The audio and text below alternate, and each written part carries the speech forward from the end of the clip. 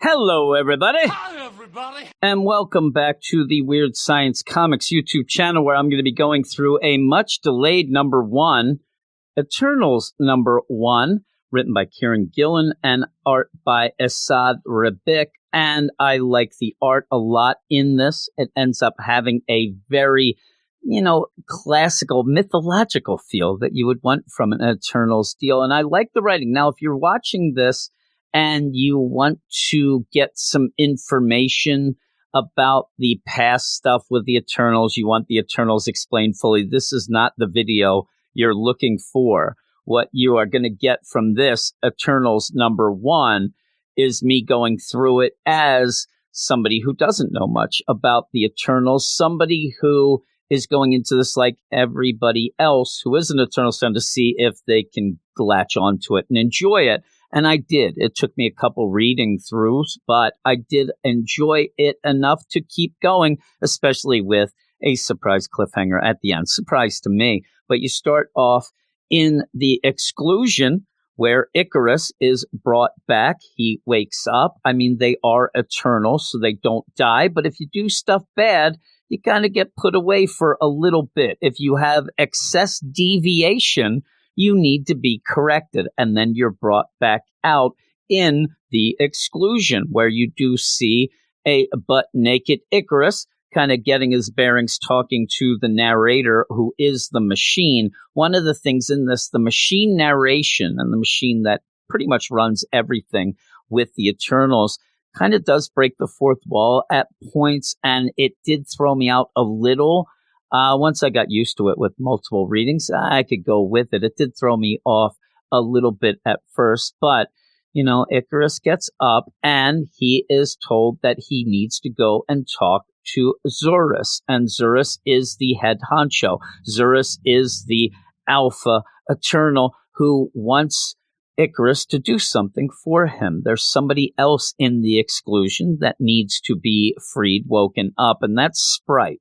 And Sprite and Icarus become our point of view characters. And what I like about this issue, and what I like what Kieran Gillen's doing, Kieran Gillen realizes not everybody knows everything about the Eternals. It's a huge roster of characters, and you could get lost in an avalanche of characters, especially in a first issue. And he doesn't do that. Now, it's kind of over the DC deal. That's what Brian Michael Bendis ended up doing with Legion of Superheroes. I'm not a huge Legion of Superheroes fan, but I want to be involved.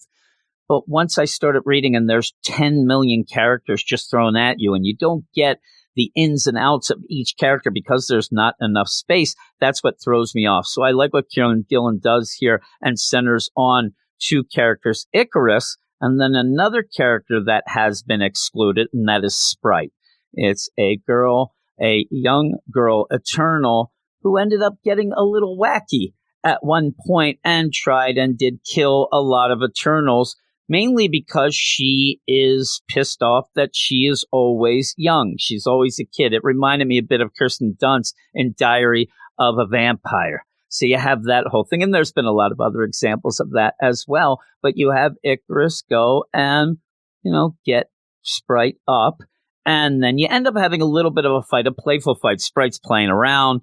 Icarus doesn't have any time for that. But you get to see some of the power sets in a funny little deal here, where you even have Icarus shoot Sprite with his heat vision, his force beams and stuff like that, as Sprite's multiplying, teleporting, all of these things. But then with that, it's almost like, tag you're it, and you have Sprite end up on Earth, and very excited because, hey, I haven't been here in a while. Man, these humans really upped the ante here. They got cars and they got things. I was here when there were cavemen. Oh my God, it's crazy. But you end up going with the idea that Sprite doesn't know what she did. Why was she in the Exclusion? Why did she have to get purged of this deviation?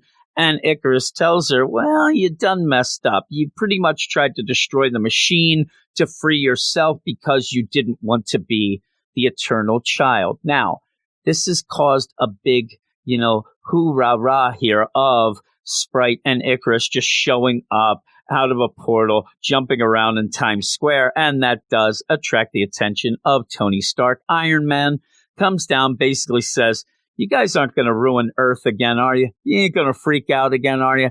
And they're like, no, we won't. But all of a sudden, they get kind of hunched over, and all of a sudden, you see excess deviation, and they get like a gut pain, like, oh my God. And that is almost like the tuning rod, the type of deal where if there is a deviation around, if there's an excess deviation around, they will feel it physically, but that shows them that they have to go and take care of that excess deviation. Take care, I say, but I mean that it is a monster that they are going to go down in the sewer and correct. Kill is what they're going to do. They're going to fight it. And it gives you some good action here as Sprite and Icarus team up. And they do well against an awful looking Cthulhu monster that needs to be more than corrected.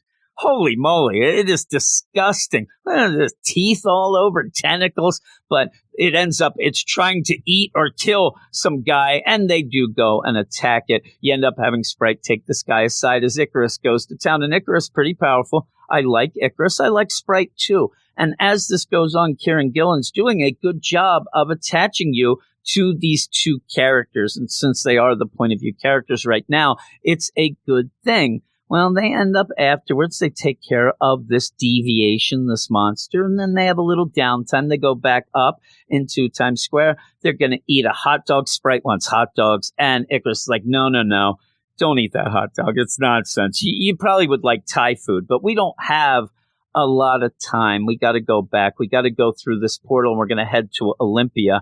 And again, Kieran Gillen's doing a very good job of giving you a landscape of the Eternals as you go through. We're introduced to these two main characters, but you're getting the scope of things without getting overwhelmed.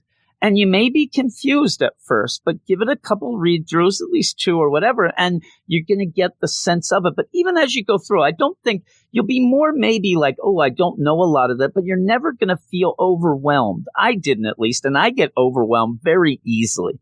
So they head off to Olympia to actually talk in person to Zurus. The problem is Zurus has been killed, and this is where the book then heads forward with a murder mystery. Now, a lot of people, including Droog, they think that it's Sprite. You know, Sprite tried to kill them all before. Sprite went into the exclusion. The minute Sprite gets out of the exclusion, Zurus is killed.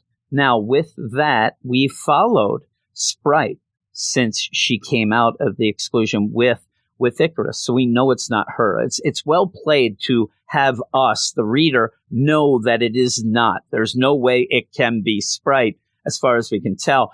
And so the mystery is to try to save Sprite's name, to save her from getting put back into the exclusion. And when we end up going and seeing who it might be, you kind of get a wraparound deal that Sprite is pretty powerful. And so this seemingly is a plan to get Sprite back off the playing board. So we'll see if that's the case. But Icarus does not believe it's Sprite. Sprite was with him the whole time. So they end up going off talking to the machine like, hey, were there anybody in and out that you didn't recognize? The machine says, yes, there was a distortion. Someone traveled the network who was unknown to me. And they figure, where did this distortion go? And they do find out and follow it to Titanos, the fallen capital of the Eternals. If you know deals and whatnot, you hear Titanos, you're going to think of one thing.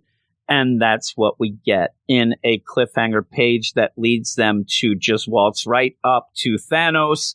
And it seems like he is better than how we left him as slow Thanos at the end of Guardians of the Galaxy, Donny Cates' run. So there is Thanos looking badass, ready to attack possibly Icarus. I don't know. I think they'll talk it out, but at the moment, troubles are afoot. But I like this. I actually like it more and more each time I read it. I'm going to give it an 8 out of 10. I think, like I said, the art, very classic looking, fits the Eternals. The colors are a little muted, but I think that's part of the style as well to get that feel. But yeah, overall, I really, really did enjoy it. And I think that if you are even slightly interested, like, man, I don't know anything about the Eternals. I don't know if I should pick it up. Give it a try. At least give this number one issue a try. If it's not your thing, it's not your thing. The Marvel Cosmic stuff, usually not my thing, but I did like this because you have those two characters, Icarus and Sprite, and I want to see. And then you have a cliffhanger with Thanos. That's crazy. So yeah, I give it an 8 out of 10 and suggest everybody try it out. But that is it. Thanks everybody for coming by here and watching, listening to this video. I hope you enjoyed it. If you did, go and like it below, subscribe to the channel, check out our notes that have a bunch of different weird science stuff. We have a DC and Marvel podcasts, websites, all this stuff. We have a Patreon as well if you would like to support us for these videos, but a lot of other things that you'll get as well if you go over to the Patreon at patreon.com/weirdscience. I'll throw it out there right now. But thanks, everybody, and I will talk to you later.